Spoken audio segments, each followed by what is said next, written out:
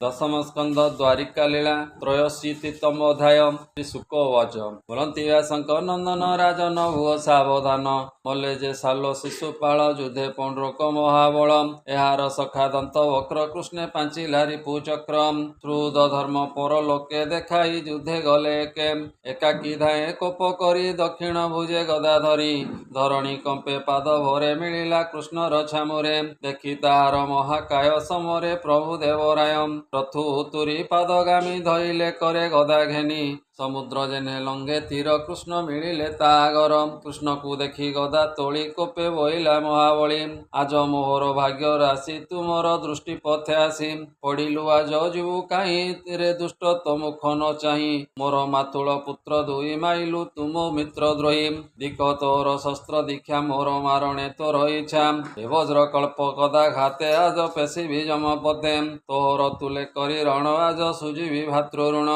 तु बंधु रिपु मो बहिरे मो आज रणे तते मारी चिते होइबी आनंद जेसने व्याधि को औषध रोग न गले देह मरे व्याधि चिकित्सा जे न करे एमत कटु वाक्य बोली दक्षिण भुजे गदा तोली टीला गोविंदर मुंडे घोर शबद करी तुंडे गदा प्रहारे रण मध्ये गोविंद न चलिले पादे विषम गदा घात सहित क्षणे प्रभु भावग्राही कौमुदी गदा करे घेनी कोपे बोलांती अंतर्जामी हुंकार करी बाहु बळे पिटिले तार वक्षस्थळे गदा प्रहारे हृद फाटी पड़िला मही तले लोटी मुखरु गलई रुधिर नरे करंती हाहाकार भिड़िला केश पाद कर रणे पड़िला महावीर तार शरीर पुण्य तेज जेने उदय ग्रहराज पशिला कृष्ण देह मध्ये गगने देखंती विबुधे जेसने शिशुपाल बधे धर्मनंदन सभा मध्ये दक्षिण दंत वक्र हत ताहार भाई विदुरथ भातृमरणे शोके तापी रोचे मद रोषे बदन ओष्टे चापी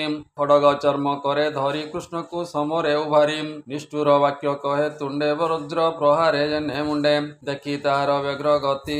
चक्र प्रहारे यदुपति एबेगे छेदिले ता कपाल विराजे किरीट कुंडल मुंड पड़िला भूमि गते प्राण पशिला गोपीनाथे एमते साल शिशुपाल संहारी मदन गोपाल दशन वक्र विदुरथ कृष्णर हस्ते हेले हत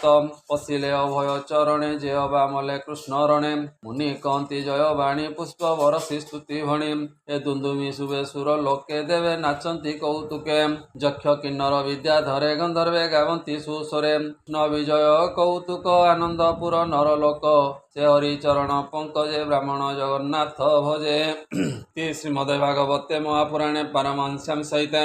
वार्षिक्यां दशम स्कंदे दंत वक्र विदुरथ वध नाम त्रयोशीतितमोऽध्यायः बोल आनंदे एक बार हरि हरि बोल।